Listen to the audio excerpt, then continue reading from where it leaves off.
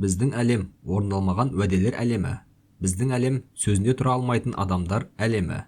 Уақытымыз жоқ екенін біле тұра, келесі аптада түскі аста кездесеміз деп досымызға айта саламыз. Ешқашан ешкімге кітап бермейтінімізді біле тұра, әріптесімізге жақсы көретін кітабымызды сыйға тартуға уәде береміз. Өз-өзімізге биыл салмақ тастаймын, ауыртпашылықтардан құтылып, қалағанның бәрін істеймін деп уәде береміз.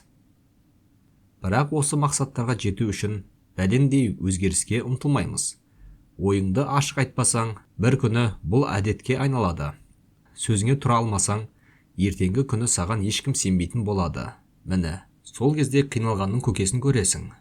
Сенімнен шықсаң, саған артқан сенім жібі үзіледі. Сенім жібі үзілсе, жақындарымен қарым-қатынас та үзіледі. Шындық философиясымен өмір сүру үшін бір апта ішінде қанша адамға жалған уәде беріп, қанша адамды өтірік айтқаныңды бақылап көр. Одан кейінгі 7 күнде шындық айту оразасын тұт.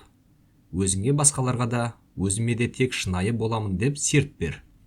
Жағымды әрекет қолыңнан келмеген сайын жаман қылыққа дағдыланасың.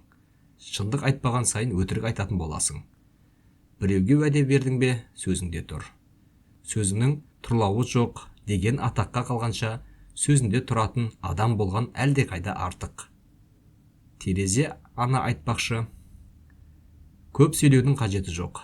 Уағыз айтатын жер жиналыс өткізетін жер емес. Онда не істеу керек?